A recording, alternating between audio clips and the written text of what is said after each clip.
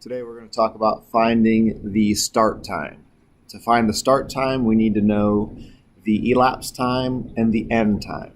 Then we need to travel back in time to figure out the start time. So we subtract the elapsed time from the end time. So the first thing we need to do is obviously read the problem. It takes 40 minutes to get from Olivia's house to her aunt's house. If she arrives at her aunt's house at 5:30, what time did Olivia leave her house? So I need to write down my start time, end time, elapsed time. I need to fill those in. So the elapsed time was 40 minutes.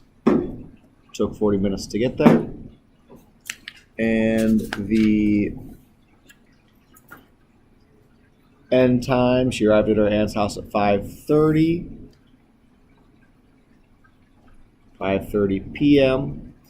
And now we figure out the start time. So we know elapsed time, we know end time, and we're going to use that to figure out the start time. So I need to make a clock. 12, 3, 6, 9, 1, 2, 4, 5, 7, 8, 10, and 11.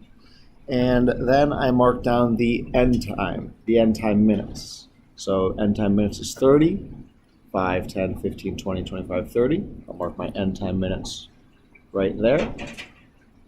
And now I take my elapsed time and I subtract it. I subtract it from my end time because I'm going back in time from the end time to the start time. So I travel back in time now. So 5, I'm going back in time 40 minutes. 5, 10, 15, 20, 25, 30, 35, 40. So that I mark with an S because that is now my start time. And the last thing I do is I go back and I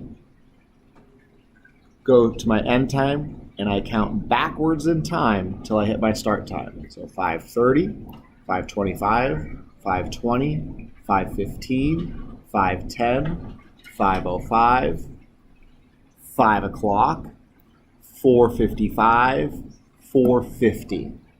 So my start time is 4:50 and it's still PM. The only time the AM or PM change is when I cross 12 o'clock noon or 12 o'clock midnight. I went from 5:30 to 4:50. I didn't cross the 12 o'clock noon or 12 o'clock midnight. So once again, I find my end time in my word problem. I find my elapsed time in my word problem, and I use those two things to figure out the start time.